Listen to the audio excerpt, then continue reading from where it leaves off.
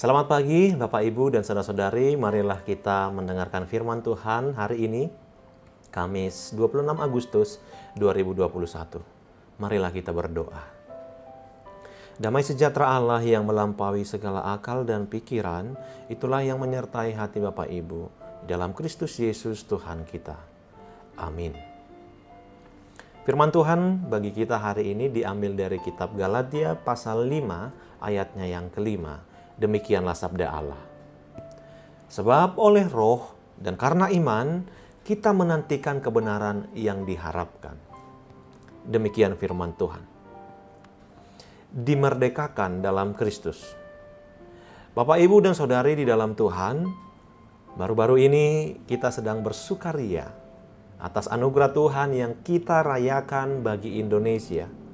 76 tahun lalu Tuhan mengizinkan negara Indonesia untuk memproklamasikan kemerdekaannya. Tentu perjuangan dalam mendapatkan kemerdekaan yang secara lahiriah itu tidaklah mudah. Butuh pengorbanan dan keseriusan dalam memperjuangkan kemerdekaan itu sendiri. Banyak pahlawan kita yang dengan rela berkorban memperjuangkan kemerdekaan. Tentu itu didasari oleh rasa muak dan jenuh sebagai penduduk negara jajahan.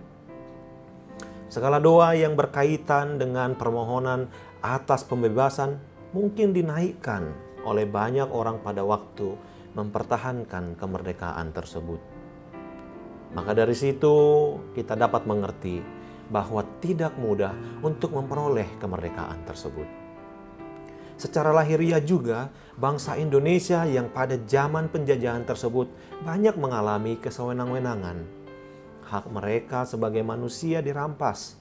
Banyak dari mereka yang kehilangan nyawa mereka pada masa penjajahan yang sangat kejam di beberapa wilayah. Melalui kerja rodi, mereka banyak menghabiskan tenaga mereka tanpa asupan makanan yang baik. Sehingga banyak dari mereka yang sakit dan meninggal di negaranya sendiri yang sedang dijajah. Tetapi, apakah kita terfokus pada sejarah yang kelam tersebut?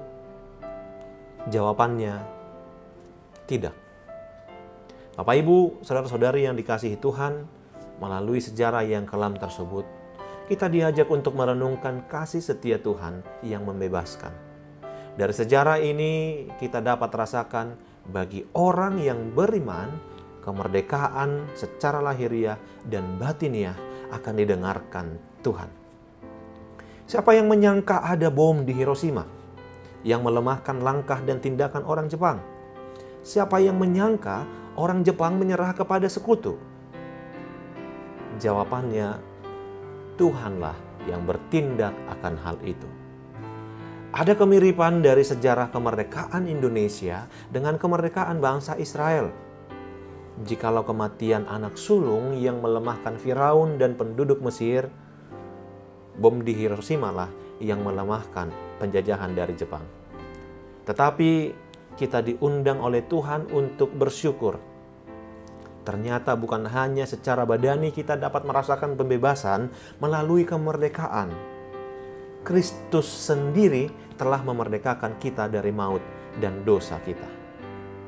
Pada firman Tuhan yang kita dengar pada pagi ini, Paulus mengingatkan jemaat di Galatia bahwa Kristus telah membebaskan mereka dari ahli Taurat. Mereka yang mengimani Kristus dibimbing oleh Roh Kudus yang menolong mereka untuk hidup sebagai anak Allah dan tidak dikendalikan oleh keinginan-keinginan yang jahat.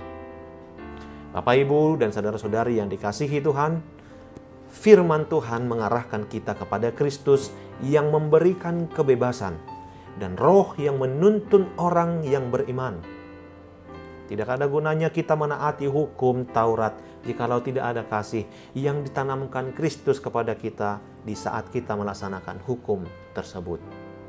Kristus telah membebaskan kita dari perbudakan hukum Taurat yang memaksakan kewajiban-kewajiban tanpa landas pada kasih.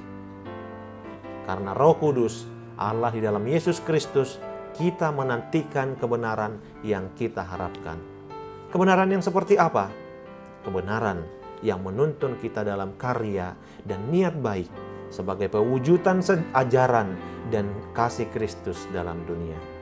Karena kebenaran yang sesungguhnya adalah Kristus, bukanlah pada hukum Taurat. Semoga kita dapat merasakan kemerdekaan yang dari Tuhan dalam hidup kita, supaya kita tidak diperhamba oleh dunia ini melalui perbuatan dosa dan banyak-banyak hal yang merusak perdamaian. Sebagai orang yang merdeka, mari kita menanamkan damai sejahtera dimanapun kita berada sebagai tanda syukur kita kepada Tuhan. Amin. Marilah kita berdoa. Ya Tuhan Allah, ajarilah kami untuk merenungkan anugerah-Mu bagi kami melalui kemerdekaan yang kami alami, supaya kami dapat semakin mengenal kasih-Mu yang sangat luar biasa dalam diri kami. Amin. Selamat pagi Bapak, Ibu, dan saudara-saudari sekalian. Selamat beraktivitas. Tetap ingat untuk menjaga diri dan keluarga. Laksanakan prokes dengan baik. Tuhan Yesus memberkati.